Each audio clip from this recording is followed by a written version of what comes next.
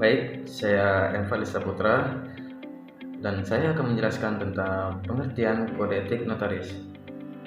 Tapi tunggu sebentar, sepertinya ada sedikit mengganggu nih. Pas. Baik, pengertian kode etik notaris. Dalam kode etik ini yang dimaksud dengan Ikatan Notaris Indonesia atau disingkat dengan INI adalah perkumpulan atau organisasi bagi para notaris.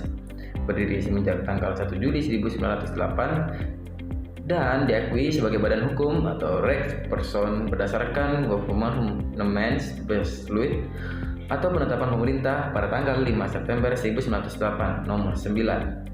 Merupakan satu-satunya wadah pemersatu bagi semua dan setiap orang yang memangku dan menjalankan tugas jabatan sebagai pejabat umum di Indonesia. Sebagaimana hal itu telah diakui dan mendapat pengesahan dari pemerintah berdasarkan keputusan Menteri Kehakiman Republik Indonesia pada tanggal 23 Januari 1905 nomor C2 1022 HT 0106 tahun 1995 dan telah diumumkan di dalam Berita Negara Republik Indonesia tanggal 7 April 1995 nomor 28 tambahan nomor 1 garing B strip 1995. Oleh karena itu, sebagai mana dan merupakan organisasi notaris sebagaimana yang dimaksud dalam Undang-Undang Nomor 30 Tahun 2004 tentang jabatan notaris yang diundangkan dalam Lembaran Negara Republik Indonesia tahun 2004 Nomor 117. Yang pertama, saya akan menjelaskan tentang apa sih sebenarnya notaris itu gitu. Notaris itu adalah orang yang memangku dan menjalankan tugas jabatan sebagai pejabat umum sebagaimana yang dimaksud dalam pasal 1 angka 1 Junto pasal 15 Undang-Undang Nomor 30 tahun 2004 tentang jabatan notaris.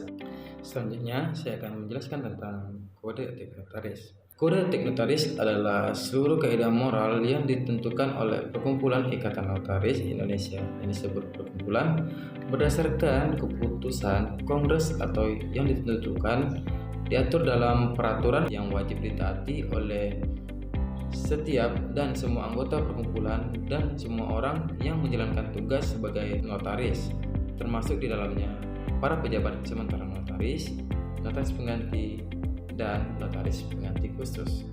Selanjutnya, saya akan menjelaskan tentang kewajiban, larangan, dan pengecualian di dalam notaris. Kewajiban pasal 3 notaris dan orang lain yang memangku dan menjalankan jabatan notaris wajib. Yang pertama, memiliki moral, akhlak, serta kepribadian yang baik. Yang kedua, menghormati dan menjunjung tinggi hak dan martabat jabatan notaris. Yang ketiga, menjaga dan membela kehormatan perkumpulan. Yang keempat, bertindak jujur, mandiri, tidak berpihak, penuh rasa tanggung jawab berdasarkan peraturan perundang-undangan dan isi sumpah jabatan notaris. Yang kelima, meningkatkan ilmu pengetahuan yang telah dimiliki tidak terbatas pada ilmu pengetahuan hukum dan kenotariatan. Yang keenam, mengutamakan pengabdian kepada kepentingan masyarakat dan negara. Yang ketujuh, memberikan jasa pembuatan akta dan jasa konotarisan lainnya untuk masyarakat yang tidak mampu tanpa memungut honorarium. Yang kedelapan, menetapkan satu kantor di tempat kedudukan dan kantor tersebut merupakan satu-satunya kantor bagi notaris yang bersangkutan dalam melaksanakan tugas jabatan sehari-hari. Yang 9. Memasang satu buah papan nama di depan atau di lingkungan kantornya dengan pilihan ukuran yaitu 100 cm x 40 cm atau 150 cm x 60 cm atau 200 cm x 80 cm yang isi dari papan nama tersebut memuat tentang nama lengkap dan gelar yang sah.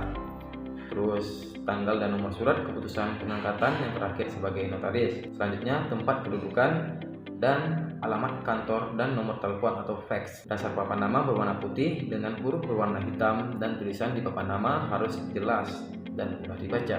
Kecuali di lingkungan kantor tersebut tidak dimungkinkan untuk pemasangan papan nama yang dimaksud. Hadir, mengikuti dan berpartisipasi aktif dalam setiap kegiatan yang diselenggarakan oleh perkumpulan. Menghormati, mematuhi, melaksanakan setiap dan seluruh keputusan perkumpulan.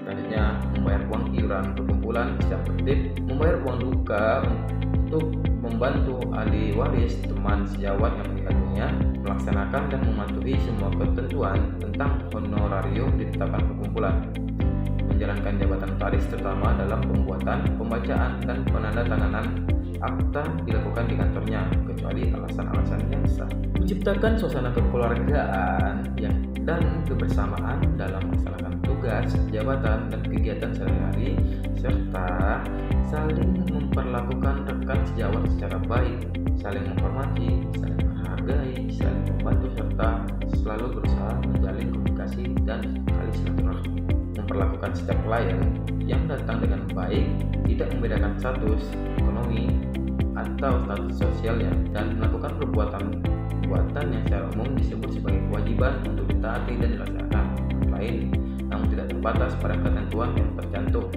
Selanjutnya saya akan menjelaskan tentang sanksi yang didapat jika notaris melakukan pelanggaran. Sanksi yang dikenakan terhadap anggota yang melakukan pelanggaran kode etik dapat berupa: yang pertama, teguran; yang kedua, peringatan; yang ketiga, disporsing atau pemecatan sementara dari keanggotaan perkumpulan; yang keempat, penjeting atau pemecatan dari keanggotaan perkumpulan; yang kelima, pemberhentian dengan tidak hormat dari keanggotaan perkumpulan. Baik, demikian pembahasan saya pada kali ini. Jika ada salah kata, mohon dimaafkan.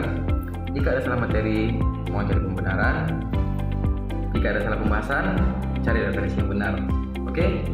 Karena hidup itu adalah pilihan, dan cari kebenaran, maka cari kebenaran dalam sebuah pembelajaran. Karena saya juga belum tentu benar. Terima kasih. Wassalamualaikum warahmatullahi wabarakatuh. Goodbye.